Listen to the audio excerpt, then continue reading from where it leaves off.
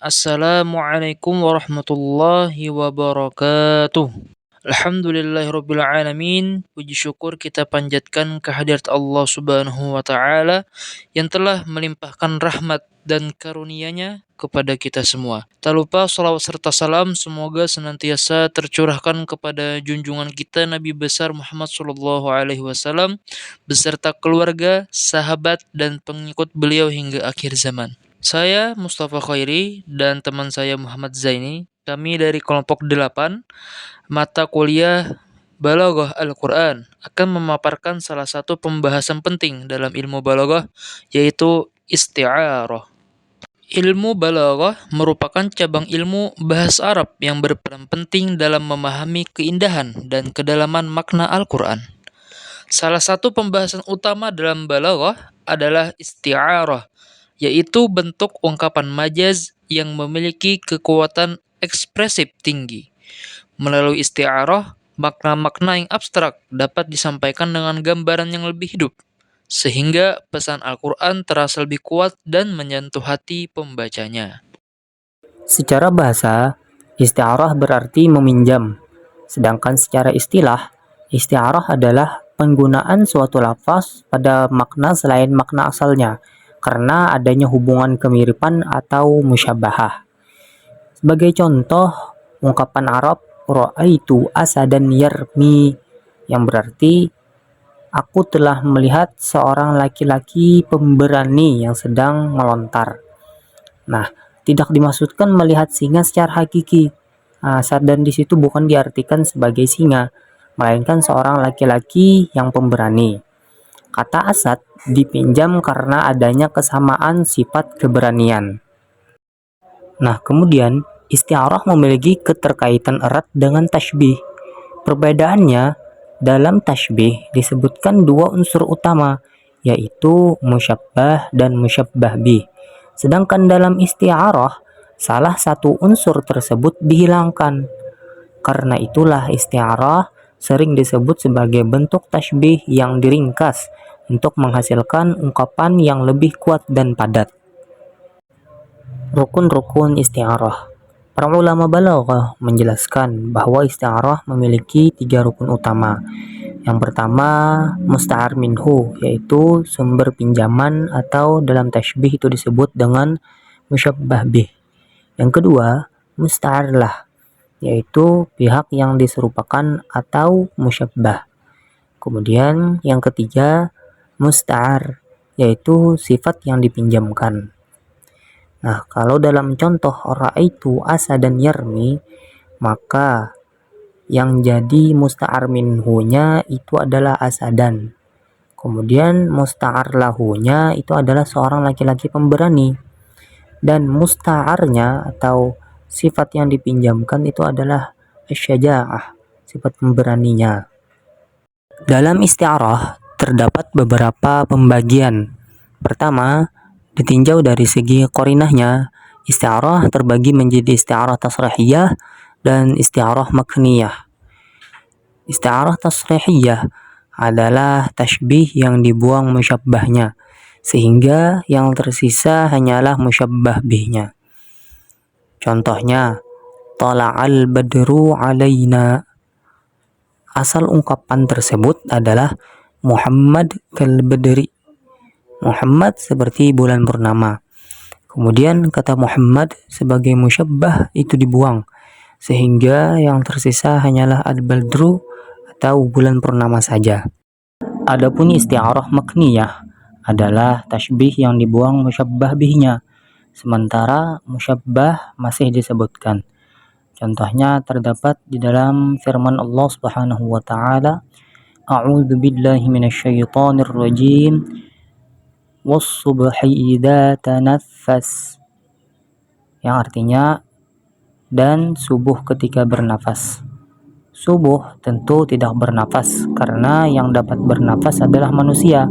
Maka asal ungkapan tersebut adalah as-subuhu kal insan. Subuh seperti manusia. Dalam hal ini kata as-subuhu sebagai musyabbah masih ada, sedangkan kata al-insan sebagai musyabbah bih itu dibuang. dan yang ditampilkan hanyalah sifatnya, yaitu tanaffas atau bernapas. Kemudian ditinjau dari segi pembentuknya atau dari segi kata yang digunakan dalam isti'arah, maka isti'arah terbagi menjadi isti'arah asliyah dan isti'arah tabaiyah. Isti'arah asliyah adalah isti'arah yang berupa isim jamid. Contohnya, ra'aitu asadan fil fasli. Kata asadan merupakan isim jamid, sehingga isti'arah pada contoh tersebut termasuk isti'arah asliyah. Adapun isti'arah tabaiyah adalah isti'arah yang berupa isim mushtaq atau fi'il. Contohnya, gharrada syairu al-qasidah. Kata gharrada berarti berkicau, padahal yang berkicau bukanlah penyair, melainkan burung. Oleh karena itu, kata gharrada pada contoh ini tidak dimaknai berkicau secara hakiki, tetapi dimaknai bernyanyi atau menyenandungkan syair. Karena kata gharrada berbentuk fi'il, maka isti'arah pada contoh tersebut disebut dengan isti'arah tabaiyah. Kemudian ditinjau dari segi ciri-cirinya atau tanda-tanda yang menyertai isti'arah. Isti'arah terbagi menjadi isti'arah murasyahah, isti'arah mujarradah, dan isti'arah mutlaqah. Pertama, isti'arah murasyahah adalah isti'arah yang disebutkan ciri atau tanda musyabbah bihnya.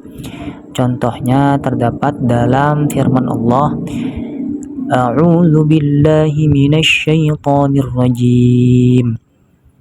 Ulaika alladzina ishtaraw ad-dhalalata bil huda fama rabihat tijaratuhum. Kata ishtaraw berarti membeli. Namun makna yang dimaksud di sini bukan membeli secara hakiki, karena kesesatan atau ad-dhalalah itu bukan sesuatu yang bisa dibeli. Makna yang dimaksud adalah ikhtaru, yang berarti memilih. Jadi ikhtaru itu diserupakan dengan ishtarau. Tanda isti'arah murasyahah dalam ayat ini adalah kata rabihat, yang berarti untung atau rugi. Untung dan rugi merupakan ciri dari aktivitas jual beli, bukan dari memilih. Nah, oleh karena itu, ishtarau adalah musyabbah bih dan disebutkan cirinya, yaitu untung dan rugi. Maka isti'arah ini termasuk isti'arah murasyahah.